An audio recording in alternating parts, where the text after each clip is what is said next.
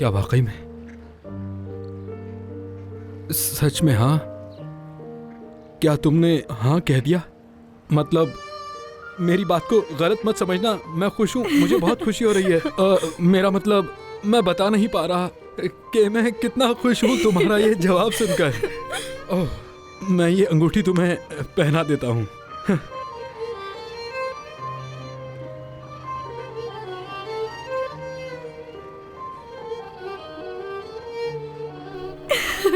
तुम्हें पसंद आई ना? ये बहुत खूबसूरत है जिम। यहाँ आओ। मैं तुमसे मोहब्बत करता हूँ तूबा। मैं भी तुमसे मोहब्बत करती हूँ।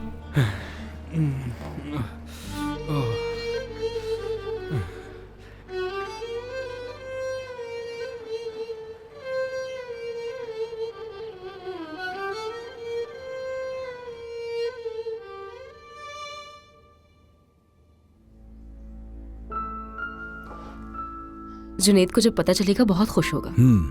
वाकई जुनेद एक काबिल लड़का है, उसका घर पर होना बहुत अच्छा रहेगा। इसे तो बहुत भरोसा है उस पर। अगर इसे उसके और फिलिस के बारे में पता चल भी जाए तो वो आसानी से खानदान में उसे कबूल कर लेगा।